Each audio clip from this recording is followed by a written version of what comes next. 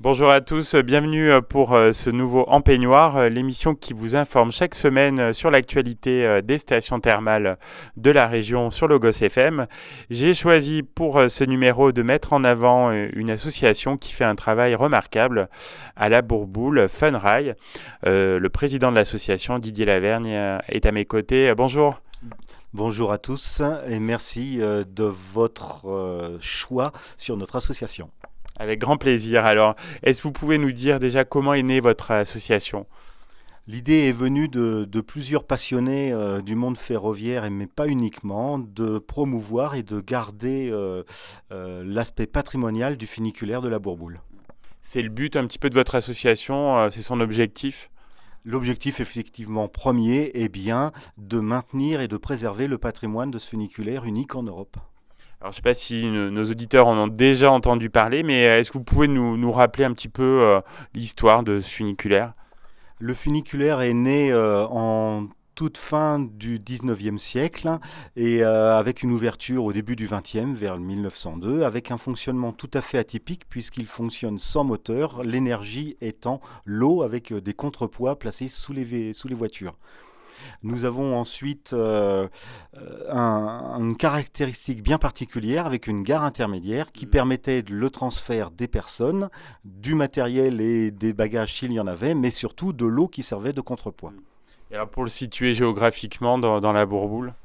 Alors, avenue de Charlanne, la route qui monte à côté des pompiers entre les tennis et qui vous emmène sur le plateau de Charlanne en à peu près une dizaine de minutes, il y avait un départ toutes les 20 minutes au moment de son fonctionnement. Alors, j'ai un petit peu regardé ce que vous aviez fait ces derniers temps. Vous avez fait pas mal d'actions. Est-ce que vous pouvez nous présenter un petit peu voilà, le type d'action que vous avez pu mener depuis la création de Funrail? Alors, essentiellement des actions tournées vers le public et le grand public afin de faire connaître le funiculaire. Déjà, les journées du patrimoine, c'est très important et c'est un grand rendez-vous pour nous. Ensuite, nous avons un rendez-vous que l'on espère mettre en place de façon régulière. C'est l'exposition du modélisme, le salon du modélisme qui aura lieu tous les 2 ans, donc le prochain en avril 2020. Et également, nous participons à des animations qui sont organisées par la mairie, par l'intermédiaire de buvettes, sur différents concerts, de façon à toujours faire connaître le funiculaire. Donc, vous parliez de financement. Vous lancez aussi des campagnes de dons.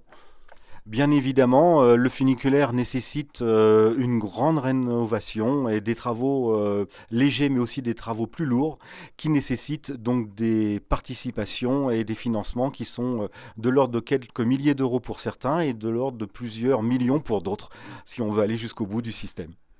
Merci Didier Laverne. On va faire une petite pause musicale. On se retrouve donc juste après pour continuer donc de parler de votre association Deuxième Funrail partie à de ce Bourboule. En Peignoir. Donc je suis toujours à la Bourboule avec Didier Laverne, donc qui est le président de l'association Funrail, qui valorise donc l'ancien funiculaire de la Bourboule.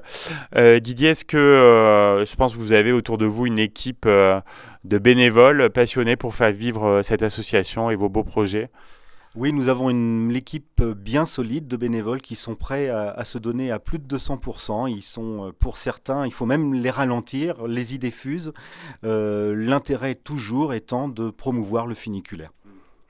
Est-ce qu'il y a un lien, donc on imagine, entre le thermalisme et le funiculaire?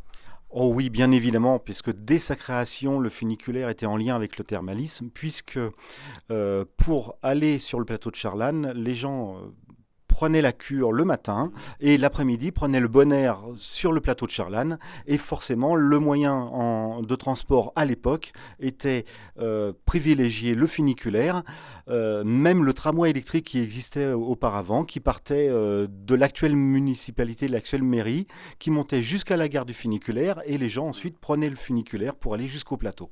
Oui, ça faisait partie de leur prise en charge au niveau de leur santé. C'est vrai que ça a tendance à revenir. On en est bien content dans les stations thermales, ce côté environnement et promenade. Alors, est-ce que justement vous avez des curistes qui sont mobilisés à vos côtés pour l'instant? Alors, pas tellement de curistes mobilisés tout au long de l'année, mais ponctuellement des gens qui viennent nous voir lors de promenades qu'ils font après les cures, ou alors lors de l'ouverture de la gare ou journée du patrimoine, où là nous avons effectivement beaucoup de personnes, notamment des gens qui sont en cure. Alors on en a un petit peu parlé dans la première partie. Vous préparez donc un salon du modélisme en avril 2020. En quoi ça va consister? Nous avons voulu orienter ce deuxième salon comme étant une fête réellement du funiculaire. C'est-à-dire que dans toute la ville de la Bourboule, vous aurez des choses qui vont faire participer les gens et qui vont pouvoir leur permettre de voir des réseaux miniatures ferroviaires, de voir des voitures, des bateaux, mais toujours orientés vers le funiculaire, vers la fête du funiculaire. On veut vraiment que la ville ressente que le funiculaire fait partie intégrante de leur existence. Est-ce que vous avez d'autres projets éventuellement dont vous voulez nous parler? Je crois que vous évoquiez aussi une randonnée, une balade autour du funiculaire. Oui, il y a une randonnée qui est mise en place en partenariat avec la municipalité et la communauté de communes.